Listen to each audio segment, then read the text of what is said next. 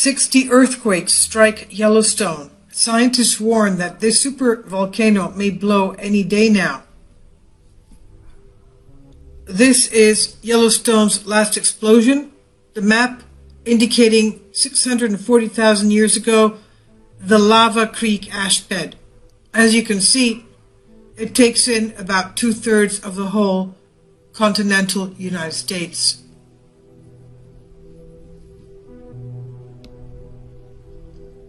An unusually large number of powerful earthquakes have struck Yellowstone in the last 48 hours, causing scientists to fear that the supervolcano is about to erupt. According to the USGS, the U.S. Geological Survey, over 60 earthquakes struck the area with magnitudes of up to 5.0 on Friday. Scientists warn that the supervolcano, which is long overdue for an eruption, may be about to blow, which would wipe out large numbers of human, animal, and plant life across the United States. IntelliHub reports scientists believe that currently there's a 10% chance that the supervolcano Category 7 eruption could take place this century, as pointed out by theoretical physicist Michio Kaku, who appeared on a segment of Fox News. You can see the embedded video here in this article I'll leave below for you. He told Shepard Smith that the danger, quote unquote, that we are now facing with the Yellowstone caldera is that it's long overdue for an eruption. And as Kaku explains what would be the effects of this, it would rip the guts out of the United States. Kaku said that a pocket of lava located under the park has turned out to be twice as big as scientists originally thought. Twice as big. Scientists concur that the last eruption of the caldera took place some 640,000 years ago. The U.S. is currently under contract with at least 4 countries, all of which have agreed to house displaced U.S. citizens in the unfortunate event that Yellowstone supervolcano were to erupt. Yes, did you know that? The U.S. has an agreement with 4 foreign countries to accept U.S. citizens displaced by this disaster. So looking at this map, you can only wonder what that means for Americans. Hundreds of billions of dollars were paid to foreign governments to facilitate this agreement, which spans from an article I authorized in April of 2004 titled, quote, Report, Brazil, Argentina, and Australia signed contracts worth hundreds of billions of dollars to house displaced U.S. populace once Yellowstone supervolcano erupts. My question here is, who are the people that will be moved to these countries? Do you know if you're on that list? Do I know if I'm on that list? Who is on that list? That's the next question. Now, the report titled April 2014, Brazil, Argentina, Australia signed contracts worth hundreds of billions of dollars to house displaced U.S. populace when Yellowstone supervolcano erupts, reads thus. The U.S. plan for relocation was formulated after a recent scientific analysis of the park revealed that Yellowstone's supervolcano has the potential to violently erupt within the next 10 years, as noted by others, including the famous astrophysicist Michio Kaku. In fact, Prague, a Pakistani publication, recently reported this, quote, It may take up to 10 years for pressure in the magma chamber of the supervolcano to build, according to Dr. Jean-Philippe Perilat of the National Center for Scientific Research in Grenoble, France. Quote, It is the difference in destiny between the molten magma in the caldera and the surrounding rock big enough for the magma from the chamber to the surface to increase, end quote. The effects is the same as the extra buoyancy of a soccer ball underwater filled with air, after which it rises to the surface because the surrounding water poet. If the magma volume is large enough, it should go to the surface to rise and explode like a champagne bottle that Antwerp be. This is what Dr. Perilat explains. It's like a cork of a champagne bottle exploding out of the bottle. That's what's going to happen with this magma chamber. According to Dr. Sifo Mathetwe, the South African government, quote, sympathy for the American challenge to Yellowstone, but we have our own challenges in South Africa. There are 200 million white people in America, and if too many of them to South Africa flights, it is a big problem. Even though there is enough housing and infrastructure available, it will destabilize the country and may even bring back apartheid. South Africa is not for sale, end quote. So you can see that here it's a racial problem. They don't want more whites in South Africa because then the whites will be the dominant race there, and they do not want that. So, however, according to the report, Brazil, Argentina, and Australia jumped on the bandwagon, accepting the request from Washington. The calm before the storm started a few weeks back when researchers noticed a downtick in seismic activity before Friday's swarm struck.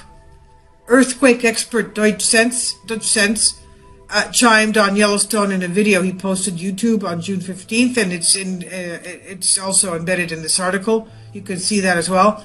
One day before the swarm occurred, to warn of future activity in the area. So this is shocking.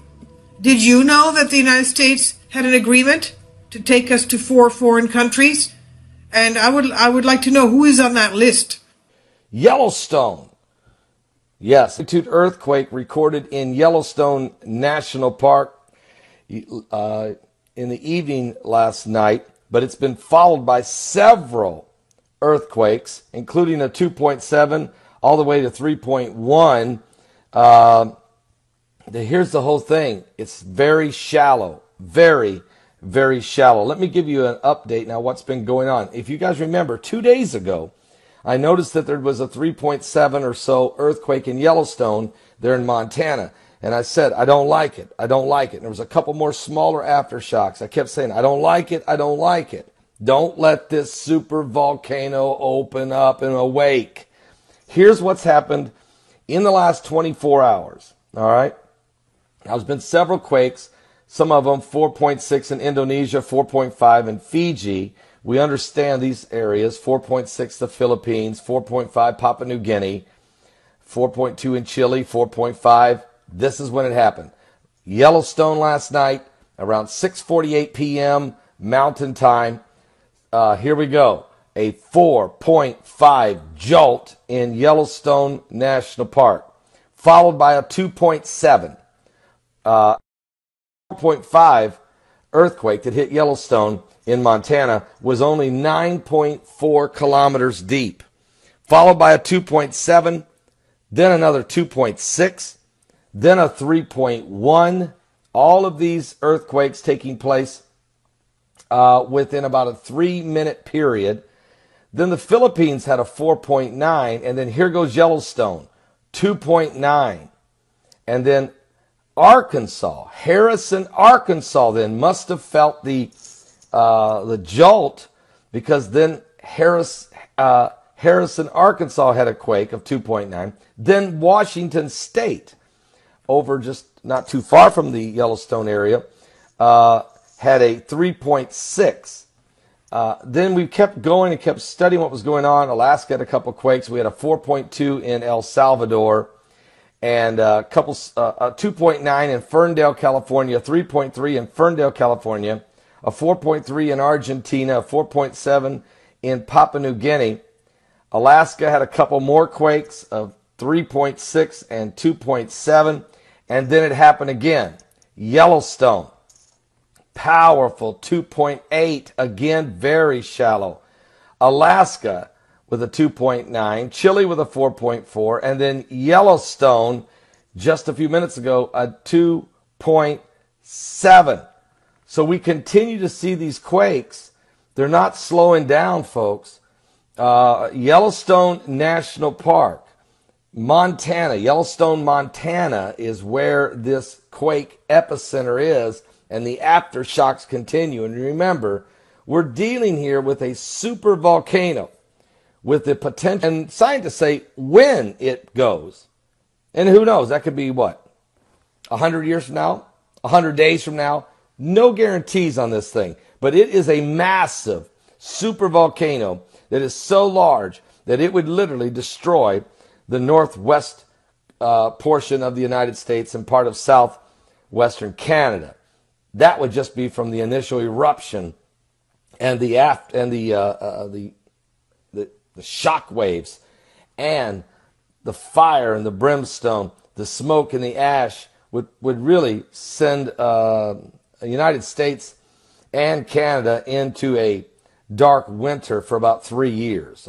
Vegetation would start dying. You have to understand, we're talking about a cataclysmic, apocalyptic, nearly extinction of this side of the hemisphere. So this is not nothing to play with. And if you're having a 4.5 earthquake followed by a lot of aftershocks right there, you got to watch it. And I said this 2 days ago. Now, I'm not a seismologist. I'm not a meteorologist. I'm not a climatologist. I'm not a cosmetologist. I'm not an ophthalmologist or even a cardiologist. But I am I've been watching what's going on. How's that? A country preacher in the cornfields of Indiana. I can just tell you, I know what the Bible says. From eschatology's concerned, these are the types of events that the Bible spoke of. Great earthquakes. And you have to understand, don't forget Pastor Dr. K.D. Collin. Dr. K.D. Collin of Harvest Army.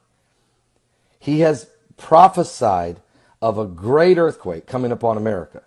And this is not a man that just blows smoke. And he's had an unbelievable amount of prophecies come true, incredibly.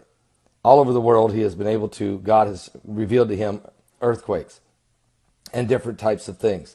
So we're going to watch very closely. He didn't say when, he didn't say where, but I think we should be aware that we're living in the last days. Now, forget that. If you don't believe the science and if you don't believe the prophecies, then take the Bible. And Jesus said in the last days there would be earthquakes in diverse places. All right? Even a great shaking in the heavens and on the earth. Now, if you don't believe the Bible and you don't believe the science and you don't believe the prophecies of the prophets like K.D. Collins, then I guess it'll take sight to completely cure the blind. Give your life to Jesus Christ. That might be too late, though.